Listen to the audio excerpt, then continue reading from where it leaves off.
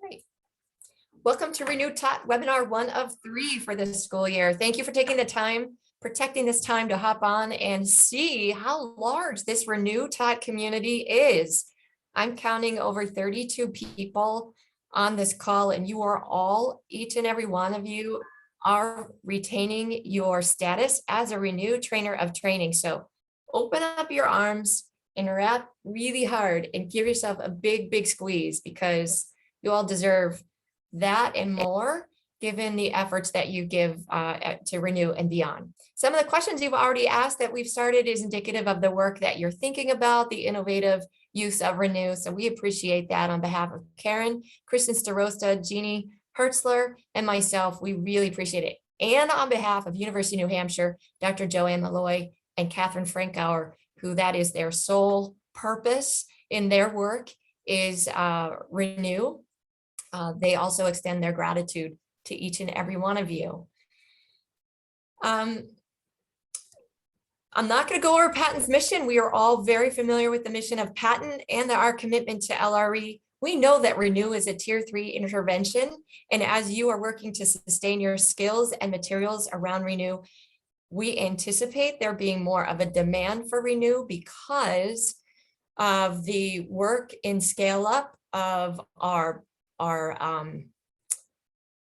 PBIS facilitators, as they are getting better at training teams into advanced tiered teaming. And that would be sustaining tier 1 and getting teams up and running for tier 2 and tier 3. And I say advanced tiers because typically in secondary settings, that's what we see is a tier 1 and an advanced tiered team.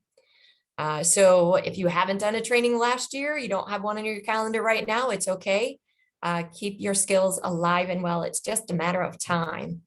I have 33 of us on the call. Make sure you have these earmarked for yourselves, these dates that you see. Sorry, I'm not sharing. You're not sharing yet. Here we go. Here's our dates. Just a quick reminder. We had a great turnout for the booster sessions. I don't believe I've sent out the booster certificates yet. They will be coming. Kristen Olsick's going to give me a reminder to get those out. The next session is February 3rd. If you did not make the Renew ToT booster on September 16th, please make sure you hop into the February 3rd one. It's a lot of fun. The Renew ToT webinar 2 and 3, January 6th, April 7th for 1 hour. And then the Renew hosted facilitator training is just around the corner. Remember, that's October 26th and 27th, with day 3 being January 7th. That means for the handful of you that now have been informed that you have a Renew, a site that has qualified for the Renew stipend, that you'll be working to possibly take advantage of that training for those sites as they get their training menus and start to work through their Renew stipend opportunity. Don't forget the Equity MTSS is also coming up November 10th and 11th. I don't believe we have any featured Renew work happening there, but remember to get registered if it suits your calendar. Tons of content. All right, is Brian on the call yet? I am. Hello. Hey, you have made my day. I got here. Yay! I know. You know. Oh my gosh. I when I saw that you had emailed a handful of times, I hadn't written back. I felt terrible. I have done, I don't know, 5 webinars in like 2 days. I'm 176 emails deep or something that I didn't even look at. So now I'm sorry to scare you. I was always on board, and I felt that, and I didn't want to bother you too much. So Brian, my name is Silky. This is the first time Brian and I are meeting face to face. And I really appreciate your response to our call. And I did a little bit of a poll, which was to see how many people have an understanding of Act 158. Some said yes, some said no. Okay. So with that in mind, you're going to be reinforcing, but really Renew, just for you real quick, Renew is a tier 3 intervention. So one-on-one for students who are at risk of dropping out. Okay. And the Renew facilitators that all of these Renew ToTs train they're working to be innovative with, and they need to absolutely understand those graduation requirements so that they can encourage teams to be innovative about how they're getting kids across the threshold. So Perfect. Brian, without further ado, I can share my screen or share your slides, whatever is easiest for you. Yeah, I can working off that initial slideshow that you and I talked about is probably the best way, if nothing else, to focus myself. I'm more than happy to bounce around and talk about what you guys need, or obviously I'll take questions anywhere, as opposed to if I was doing this as the webinar. But it's also probably good for me to focus and not miss something for you. Okay, these are for you. You can just tell me when to move on. We Sure have thing. till 3:45, and we are recording, Brian. Is that okay with you? Yeah, that's fine. That's fine. No Great. worries. And this recording just goes, I don't know if it'll go on the patent website or not, but I'll let you know either way. Sure thing. So yeah, I think we can even start even on the next one. Silky would be great. So a little bit of background. I don't want to drown you guys in background at all, but a little context is important for graduation requirements here in Pennsylvania. So Act 158 was passed in 2018. And at the time, the intent was to give it 4 years, one full cohort to move through before it was enacted. So originally we were looking at the graduating class of 2022. Okay. You'll see in a minute that got postponed a year because of COVID mitigation, and I'll talk about that in a second. The purpose of Act 158 was to expand the options for students to demonstrate readiness for post-secondary success beyond solely Keystone proficiency, exam proficiency. Okay. So talk about what came before it. Before Act 158, there were no state graduation requirements. Okay. There are minimum course requirements written into Chapter 4. But as long as a student met those minimum course requirements, each individual LEA had their own graduation policy. It's a misnomer. A lot of people don't realize there is no credit limit in Chapter 4. In fact, the word credit doesn't appear in the school code. There is no the things you hear in schools where people need 4 maths and 3 sciences and 1, things like that. There are minimum requirements, but really, if you look at the minimum requirements, it wouldn't constitute, a whole lot of credits, to be perfectly honest with you. So schools were kind of doing that on their own. Okay, that just gives you an idea of what we were working with. When the Keystones were instituted and part of a school code revision, and I'm gonna say, I think it was 2015, the intent was that in 2022, the state graduation requirement would become that every student Have a good weekend.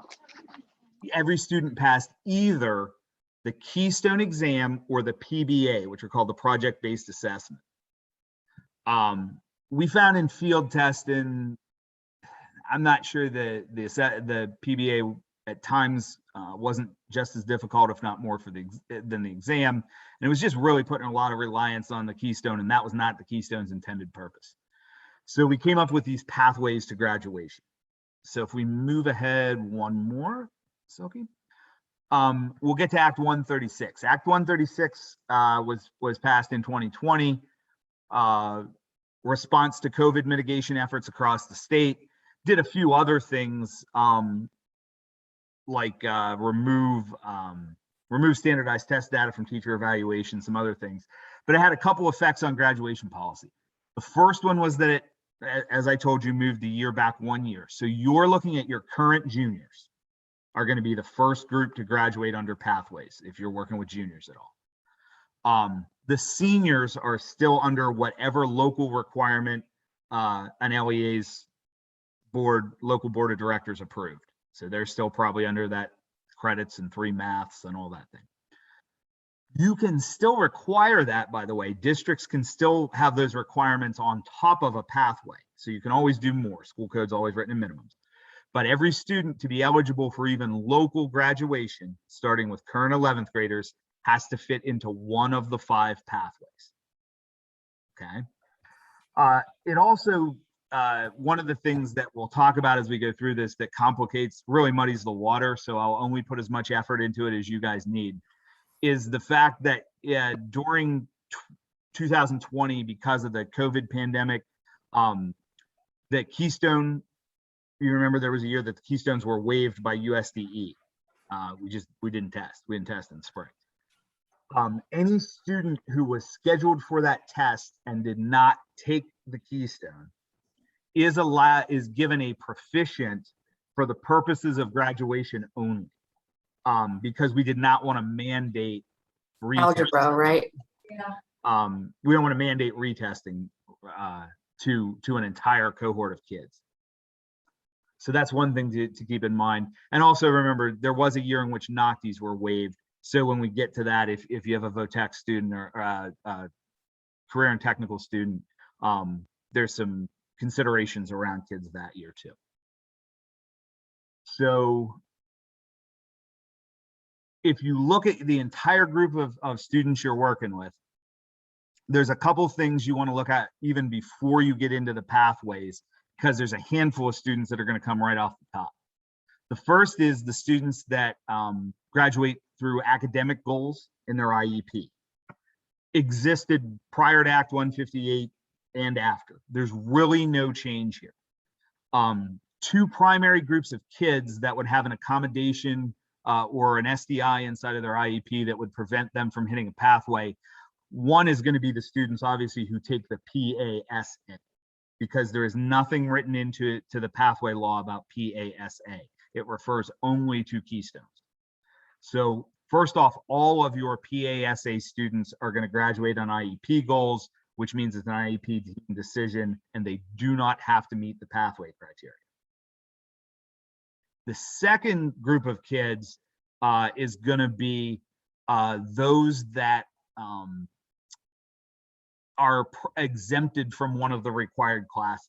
So I could picture an IEP where you maybe write some goals in for a student in mathematics, but you waive the number of credits they need or the order of courses, and you could easily have a student reach their IEP goals and never have taken Algebra 1, or never have taken biology, or never have taken English literature. Those are the three courses which trigger the Keystone. Those students also can graduate on their academic goals and do not need to meet a pathway. So that's probably a percentage of folks that you're dealing with through patent and through tiered support. There's also a waiver for students with extenuating circumstances, which I'll talk about in a minute in a little bit of depth. But really the situations that fall into that mostly are going to be students who transfer in their senior year from out of state. You could get a kid that has never taken a Keystone because they were in North Carolina for 3 of the 4 years and they just don't have them. It's also for students with extended medical absence and things like that. If you were in a serious medical situation during the Keystone testing window your senior year, we're not going to not graduate you because you're in the hospital. We have cancer. Unfortunately, there's severe cases like cancer patients or God forbid a medical car crash or something like that. So there's some ways that students can graduate. There is a 5% cap on that waiver just so we don't over apply. That's all. English language learners, non-native speakers. I don't know. With tiered supports, it's highly possible you work with some students that are non-native speakers. There is no provision for the non-native speakers. So a non-native speaker, an English learner, is going to have to qualify for one of the pathways. The important thing to remember is there are English learners who are exempted from the literature Keystone if they are identified in their first year, and that's the test that they're scheduled to take. They don't have to take their English language assessment the first year they're identified. So any 10th grader that is an EL student that was identified in 10th grade doesn't have that Keystone, and it's no fault of their own. So what you have to remember for a student like that, if you don't have the 3 Keystones, is that they're automatically going to go into the evidence-based or the alternate assessment pathway. The key is to start working with them early, because the decision-making process is kind of taken away there. You just know it earlier, and you start counseling them appropriately. So if and again, there's the list of extenuating circumstances. You can see that that COVID was added for the graduating class of 2023 only. So if you do have a kid in 11th grade who was affected, and it does not mean they directly had to have COVID, had the illness themselves. It could also mean that their school was closed during the testing window and they didn't get to take a test. It could also mean that they were involved in something like we had a lot of kids that were looking at an apprenticeship or a cooperative education program as one of the pieces of evidence they were going to use to graduate, and then that was canceled midway through because businesses shut down or things like that.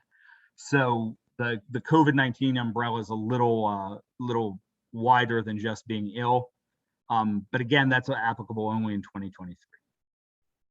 All right, so that's a quick background. I didn't mean to go too quick, but I also know that I can talk, regulation a lot, and some of it's not all that meaningful to you. So before I make the transition to going over the actual 5 pathways, is there anything unclear to you or anything wish I'd have said?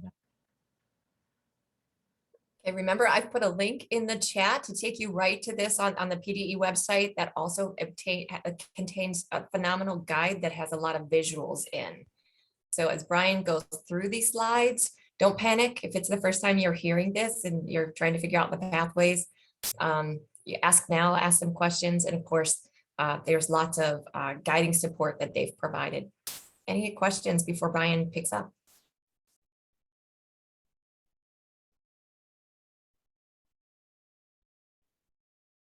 All right, I don't see anything in the chat, so go ahead, Brian.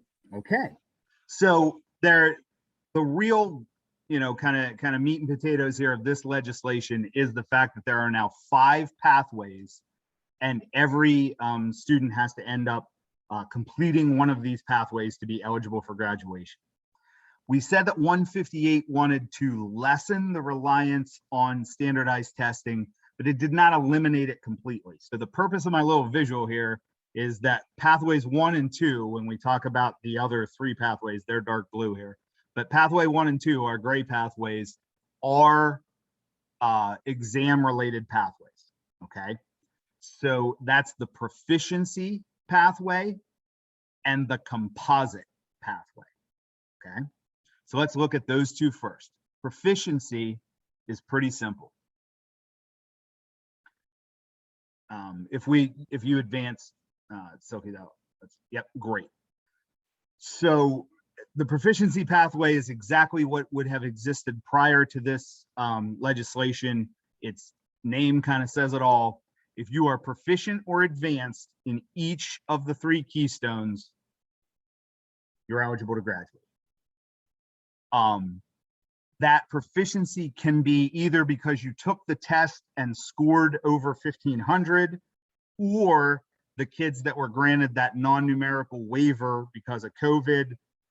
There is also kids that if they transfer in before their senior year from out of state and demonstrate that they passed their own state exam, like the Regents or something like that in New York, or the Maryland, they're called the HSAs. Everyone has one. I'm not familiar with all the titles, but those folks are also in there. So this is a simple one. You took your required subject tests and passed them all. I'll use the word passed, even though it's not, but you're proficient on all. All of the data, now again, our data is obviously pre-COVID, but when we ran impact numbers for the year 17, 18, and 19, the graduating classes, this is about 55% of the kids fall into this category, okay? The good news is also, this usually by the end of 10th grade, okay? None of these pathways are more rigorous or more preferable in any way, but they do have milestones that you can look for. And if that's the one thing I can impress on folks that are trying to put this together for the first time and trying to implement some of this, is the easiest thing to do is take your group of kids and at each one of those milestones, look at who's going to need an intense counseling and kind of talking to because they're at a decision point, and who's in a really good spot. So at this point, when you've got your test scores back, you got about 55% of your kids in the state. It may not be of your population that you work with every day, but about 55% of the kids in the state are in a good spot. You're eligible to graduate because you got 3 proficient scores. The composite pathway, if we go ahead one more, yep. So the composite pathway, you do not have to be proficient on all 3 exams, okay? But you have to be proficient on at least one, and you have to have no below basic exams. And as long as your composite score is 4452, you are also okay. And again, you would know this somewhere around the end of 10th grade, beginning of 11th, okay, for most kids. The composite pathway adds about anywhere between 12 and 15% more kids into the pool that are eligible to graduate. So you take out almost 2/3 of your kids through testing, okay? But remember, in the old law, that would have meant we'd have had a graduation rate of 66, which isn't good, but 67. But in this case, it's a good thing. About half of our kids are through here. The reason this pathway was invented is, think of a kid, and again, this is all about tying it to your career goals, to your post-secondary, instead of your high school test scores. Think of a student. I was not a great math student. I was an English lit major. I started my career in English in ed as a high school English teacher. But you could think of a kid that, like myself, who advanced just fine. I don't know how I would have done on an algebra keystone, but I probably would have done really well on lit and bio and been okay. I mean, I have a career. You look at someone that's really interested in STEM or nursing or something like that, highly possible you do well on the algebra and bio keystone because you've got an interest or an inclination in those areas. You're just not the world's greatest creative writer, or you just don't read poetry well. So my literature test is okay, but I'm good in some other areas. We're going to let you compensate in an area of weakness with an area of strength, because we can assume that you can tie that area of strength to your career goal, if that makes sense. Okay. So those two are very straightforward. They're based entirely on the Keystone assessment. So if the student has taken a Keystone, they're automatically not doing one of these 2 pathways. And like I said, you'll know this probably about the beginning of 11th grade. You'll cut out about 2/3 of the students, maybe not your students personally, but students in PA. Okay. Any question about those 2 pathways? Because I don't spend a lot of time on them, because I feel like the title almost tells you what they are. Yeah, Brian, can you remind us what the highest score on a Keystone exam is? Highest score? Yeah, like if the minimum is 1,500 or the composite then is 4,500. Do you know Yeah, what it comes out at, I don't want to misspeak. It's 2,000. I want to say it's 24, but I hope that's right. Thanks. But I'll text and find out.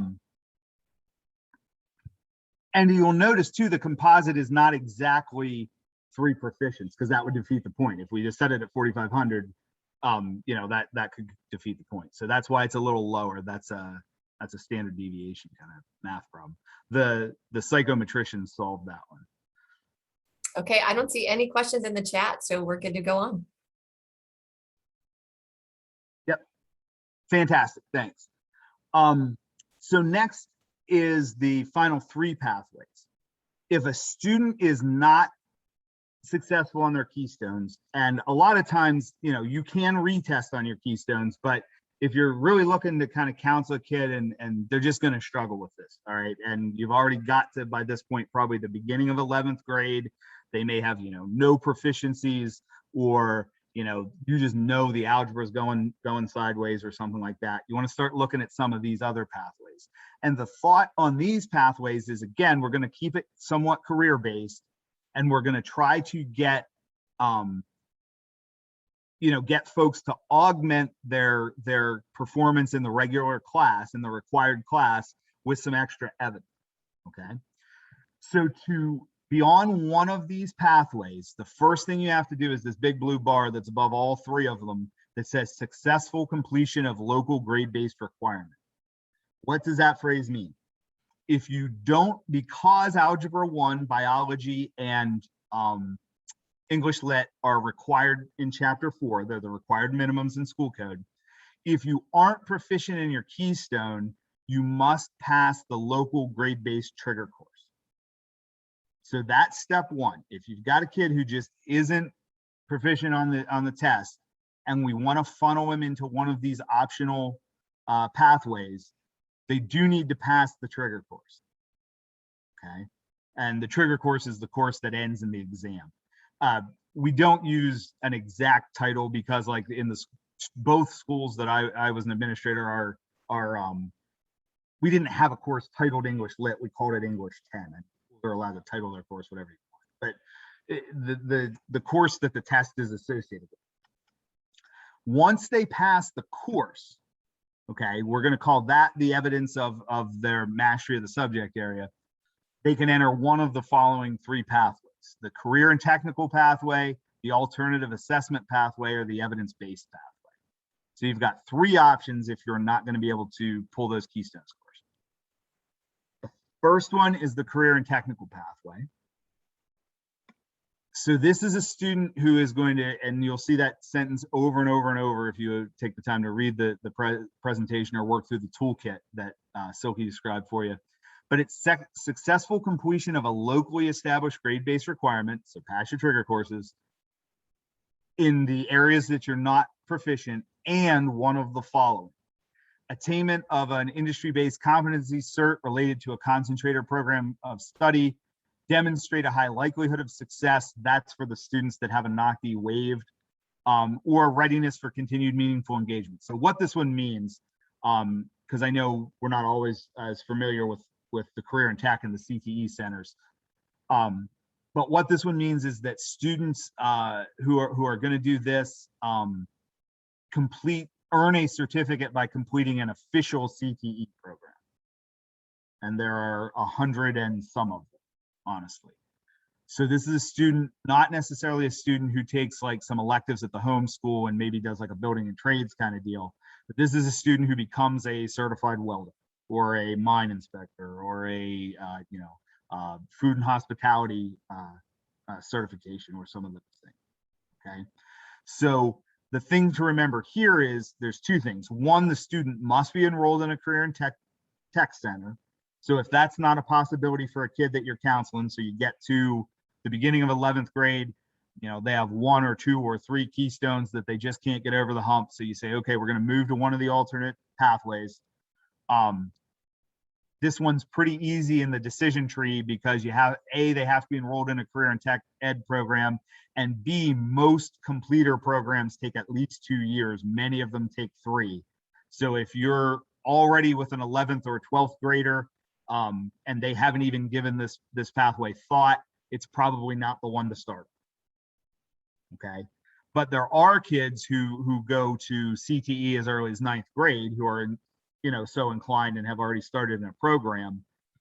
Those students are the ones, if they're really gonna struggle on the keystone, you say, okay, let's focus and make sure you pass your NOCD and that your program ends in you getting that cert, because that cert is what's going to get you out. Okay.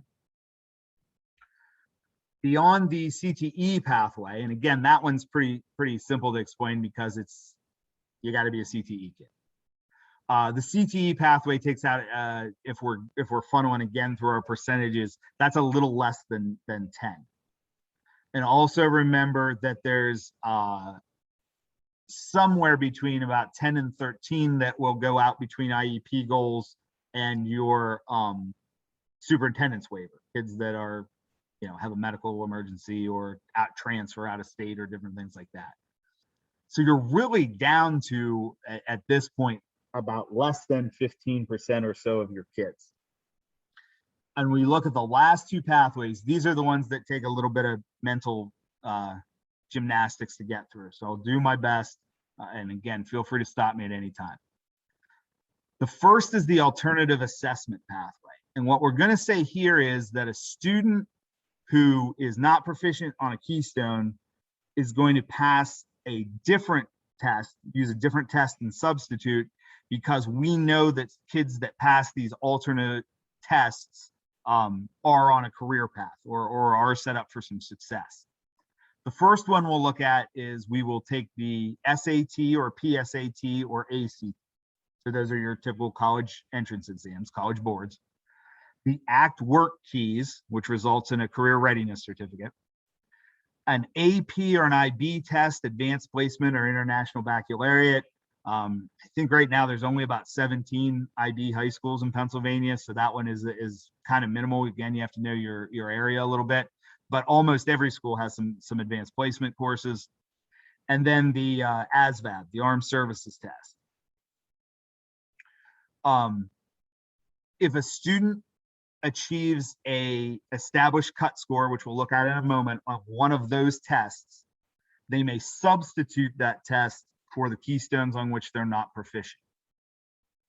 The one thing we have to remember, this is where it gets a tiny bit tricky, is that if you look at the SAT, ACT, work keys, and the ASVAB, the first, second, and fourth bullets there, those tests are on multiple subjects. Remember, if you take an SAT, you have a verbal and a math. The ACT actually has a science section. The ASVAB's got all kind of crazy on it. If you take one of those tests, you can substitute your cut score for 1, 2, or 3 keystones. So I could be not proficient on any of my keystones, pass the 3 trigger courses, get a cut score on my PSAT, and I'm good to go. Okay. If you're going to use an AP or an IB test, it does have to be in the subject on which the kid is not proficient, because they're not multiple subject tests on their own. So again, this is where you use a little kind of thought pattern and where you are. This is a little bit of a landmark when you're working with your kid. If I only have one keystone on which I'm not proficient, it's possible I could take an AP test and be okay. If it's 3, it's going to be really difficult for that kid to do, because they only got 2 years left. That means they're doubling up at one point, and you're probably in a situation where they're going to, you're holding your breath in May of their senior year to see their AP score come back or something like that. So if I'm working with a kid that maybe has 2 or 3 tests on which they're not proficient, I don't know that I advise them the AP or IB the test for them to pick to substitute in, because they've got multiple scores they want to wipe out. If that makes sense. You can also complete concurrent enrollment in a subject on which you're not proficient. The concurrent enrollment, that's a fancy term. It's anything that yields college credit. Dual enrollment, college in the high school. If you take a online class from Hack over the summer, as long as it yields college credit. But again, you've got to be in the subject you're in. Then there's also the pre-apprenticeship program or the acceptance into college. Those also can be substituted, and those wipe out all of your keystones, or as many as you need to substitute those for. If we roll really quickly, Silky will show you the cut scores. Again, those were worked through and written. They're not written in the legislation, but they're accepted by the Board of Education, so they're established in the regulation. Important to remember the ASVAB, the language actually says whatever the minimum to qualify for placement in the military is. It's 31 right now, and it's been 31 for a long time. It could change.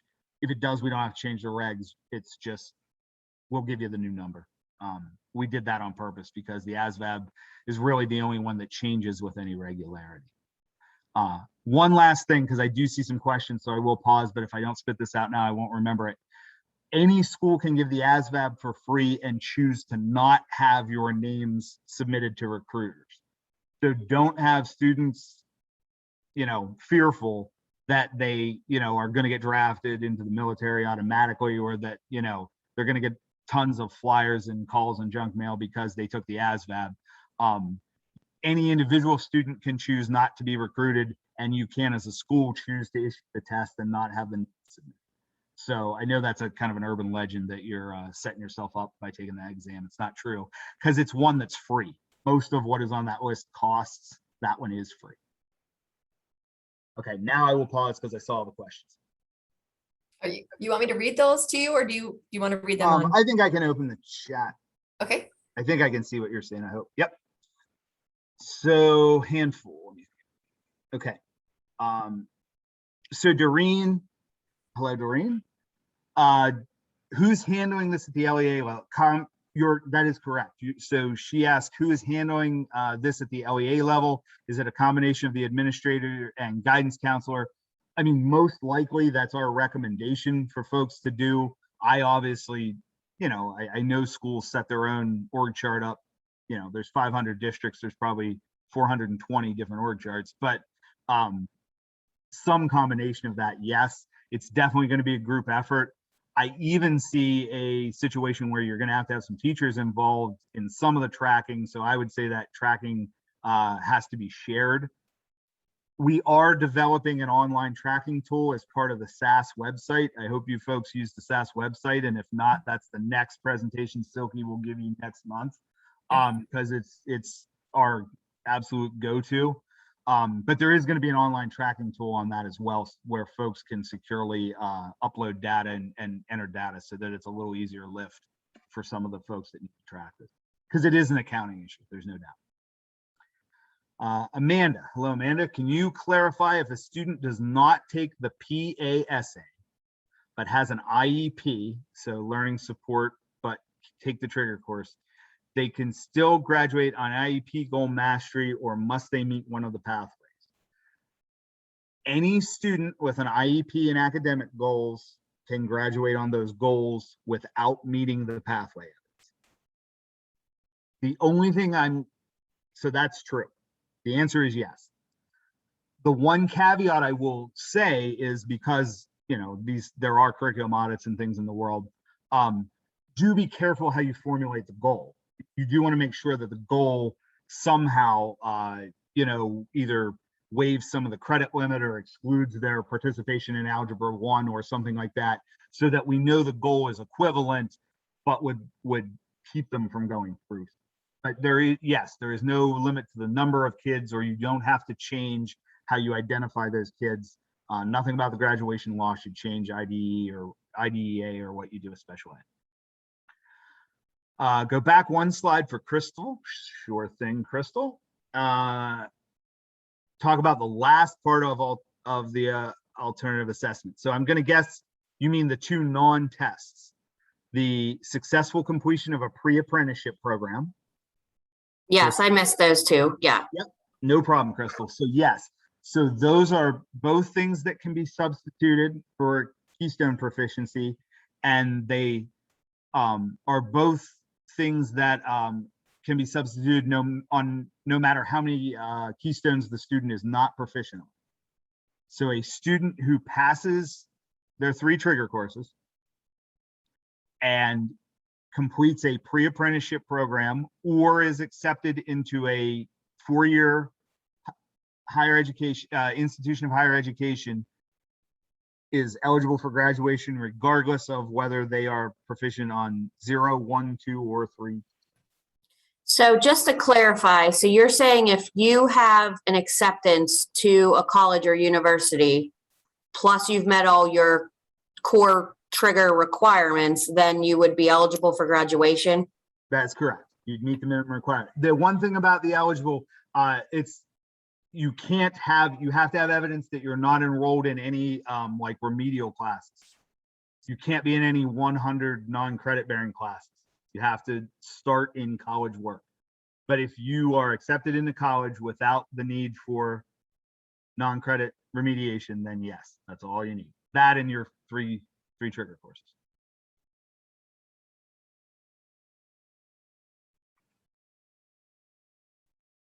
Is that enough detail? I may have gone too.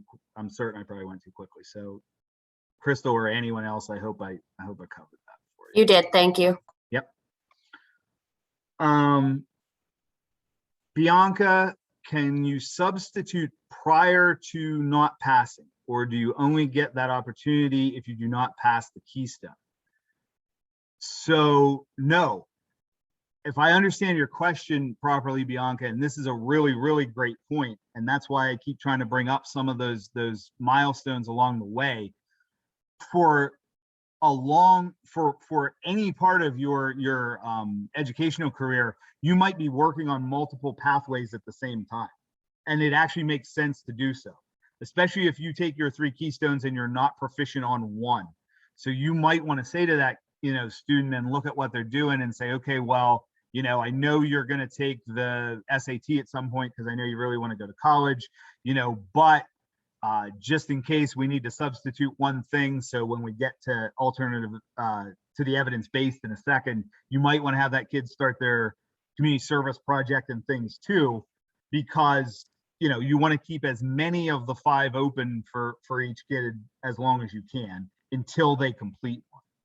And I also don't think I'm recommending that if you complete one, you stop counseling the kid or not. You know what I mean? But I think those milestones are when you kind of resort your list and say, okay, who clearly has direction and has enough time left in their academic career to finish it, and who looks like they're on a path where they either haven't really clearly established what pathway they're on, or may not have the time to complete the one they thought they were going to do. This is where I got to really intervene and coach a kid in another direction. I hope that makes sense. I hope that's kind of what we were talking. So you do not have to wait until you've received a non-proficient score to take your PSAT or your ASVAT. You may take those in 10th grade right along with it, or whenever you were going to take them. As long as you accumulate the evidence, the order is immaterial. Thank you. Yep.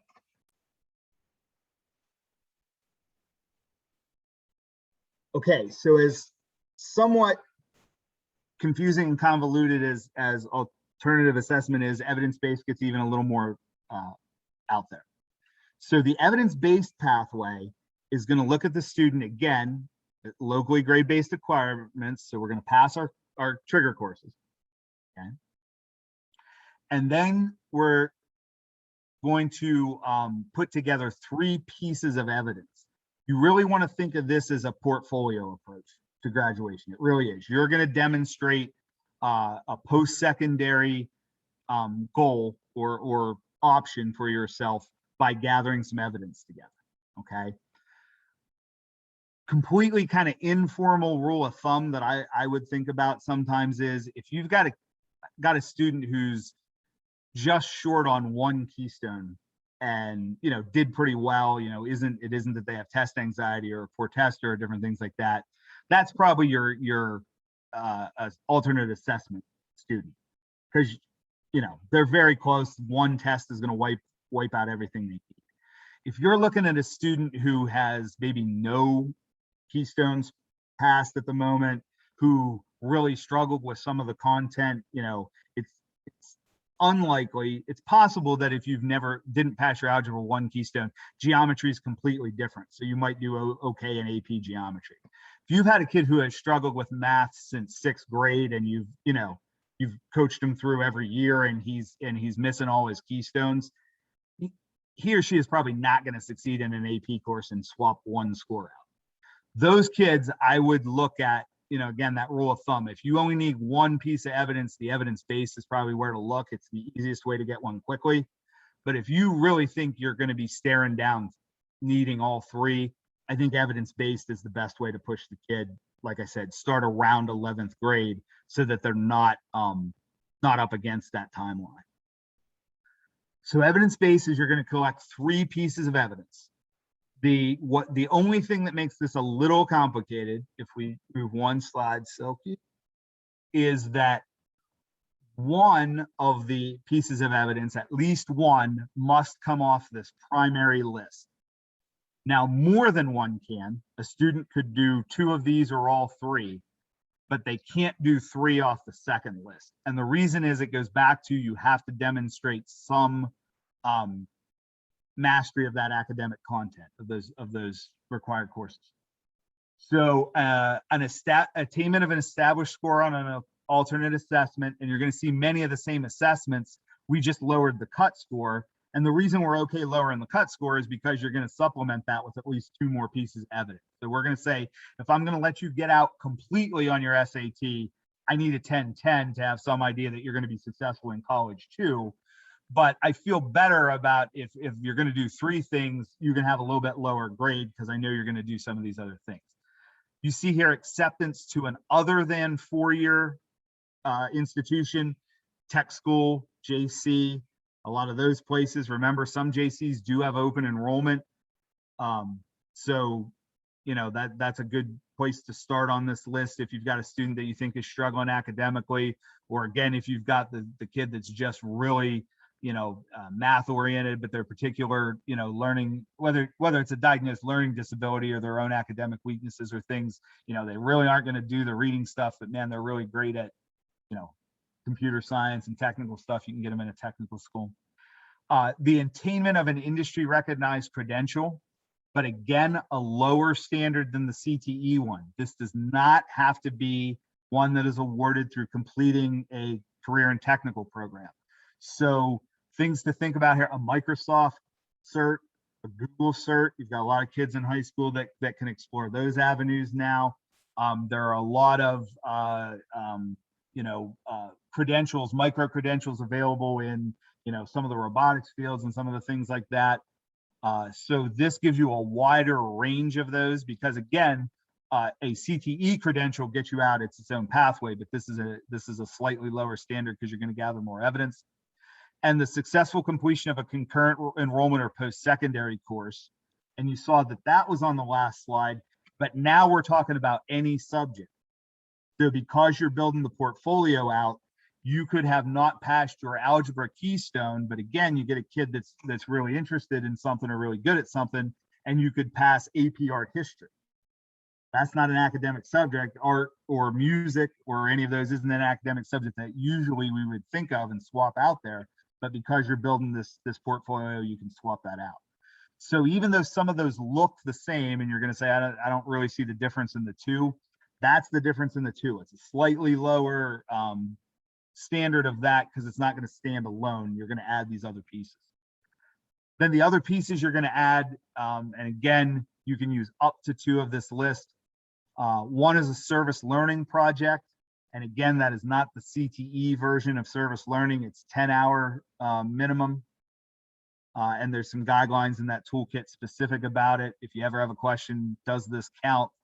You can always email it to me, and between myself and the team, we can look at that. You can have a proficient or advanced on a keystone count as secondary evidence. So if a kid is proficient on one keystone, gets into the 2-year college or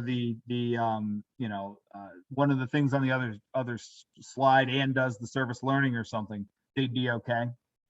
A letter guaranteeing full-time employment counts. Internship or cooperative education program, and again, that's a lower standard than the apprenticeship. The apprenticeship's got guidelines through CTE. The internship or cooperative ed program, that your own school sets up. And compliance with the NCAA core courses for college-bound student athletes. And again, you don't have to play sports. You just run yourself through the portal and show that you would be eligible for NCAA compliance. So again, if you're looking at a student that, you know, like I said, is really going to struggle with the idea of getting, you know, more than one keystone or no keystones, that to Bianca's point earlier, you don't have to wait and start on some of these. You know what I mean? These are things kids could be getting as they go. In the end, it wouldn't matter if you get to the end and realize that you could graduate on 3 pathways. Like, it doesn't matter. You don't have to declare which one it was or anything like that. You just had to meet at least one of them. So, you know, you can get that Microsoft credential while you're taking the AP. And, you know, if you don't pass AP English, but you got AP or history somewhere along the line, then you say, okay, now you're a portfolio kid. Let's keep working that direction. So I really think it's, like I said, it's going to be about those landmarks and kind of analyzing with your student and with his, you know, parents and guardian or his IEP team or, you know, his case manager or however you're working with folks, you know, what's best for the kid and how much time do we have? Yep, we can move ahead there. So this is the toolkit, which I think is what Silky hot linked for you. Super resource, lots of visuals, lots of handouts, lots of different things. Yep, if we go out, all of it downloadable. The really great thing about the way the toolkit is set up too, it's all condensed in tabs, and you only have to drop the tab you want, because some of those lists I'll give you are overwhelming. So if you just go to one part, you can just drop those down. You can also download it and print it out in PDF if you want to work through it with folks. There are sample documents in there, like what, what a service learning project needs to look like, what some of the letters of admittance or full-time employment. If you want, you can print that letter and fill it out for the kid, and he can take it to his employer and just get a signature. You know what I mean? Even have a kid that's struggling with that, or maybe they're in a family business, you know what I mean, and the family's not used to, not a business that would run co-op programs and stuff and doesn't know what a school wants. You can just print it out and hand it out. This is a really great tool, and there's a long form and a short form. This is kind of a long decision making matrix. I would never expect you to run every one of your kids through this, because this would take hours a kid every time you tried. But it might be a good activity to use it one time with a kid, even just in your mind, because it does show you that decision tree. So I'm going to take their scores. Did we meet or not meet the cut there? So if you type in their scores and you say yes, yes, yes, then you're going to say, okay, I just made pathway 1. When you get to the bottom, it's going to say, okay, if you check no, then, go to the next block and start checking off, the boxes. This is actually what we used when we designed the logic for the online tool. You know what I mean? All those run on if-then statements. It's off this tool itself. Like this is the data it will upload, and then those green boxes are the decision matrix that it's going to run electronically for you. So like I said, I would never expect you to use this tool over and over and over, but it's a good thing to run through. In there, though, is a short version. If you can you jump back there 1 second? So if you grab the pathway graphic here. Yep, thank you so much. This is a one-pager that summarizes that entire 9-page document. This is a great thing to sit down with the kid, with the parent or guardian, with the IEP team, and this is where you can start, I'd print it out, put their name on it, start putting red X's or green circles, and again, you're walking through the decision matrix. Here's where we are, buddy. You got this and this. You'd need 3 more things here. You only need 2 here, and you only need 1 here, and you're in the middle of 11th grade. What do you think? What's the best way for us to go? So this is a great way to explain this to the folks you're going to work with. If you ever have to explain it to a parent, you can print this out and use this as often as you like. But I think it's a really good, quick reference guide. Now, obviously you can see that it doesn't have every cut score and everything on there, but they can look those up. But it is a good, quick kind of evidence summary of the evidence for folks. These were trainings. There is one left of those, and if anyone wants to hop on, certainly you can, and certainly if you want to have me back after these, you can. We're doing sessions at the SAS SAS conference and the PDE Data Summit. These open office hours are also there. This is when the team jumps on, and we'll go through any scenario you've got with a kid. So if you want to say, hey, I've got a kid, I've got this, and this in my school, I think I'm meeting it. Is that right? Or, what would you suggest, or things like that. Those are open, and anyone can hop on there and we can talk that out. And I think the last one, since you guys can pull this down, I don't know, that just says the website. One of them has the RA account. There it is. That top bullet of RA ed grad requirement, if you hot link that, that goes directly to an 8-person team that's working on this. So I'm the first to admit, even though I work at PDE, you can get bounced around reception areas all day if you don't know who to call or where to go. So I will help you avoid the front desk at all costs. If you click that, the email goes right to one of 8 folks who are working on this. So you don't have to call in and have all the receptionists decide who you want to talk to. Ryan, we are so grateful for the time that you took to share all of this information. And I really want to encourage all of our Renew trainers to be thinking about what this means to Renew facilitators and Renew teams who may not yet be aware of these pathways. So as you are out there in the field, please share the PDE website with all these materials and guides available to them. Please also know that over the next year, I can't give you a timeline. We would like to embed some of these options so it's very clear for our Renew facilitators right into that Renew facilitator training on day 3 of the work that you do. Not today, not tomorrow, but definitely coming. So before we let Brian go, are there any questions for Brian, given what he just shared?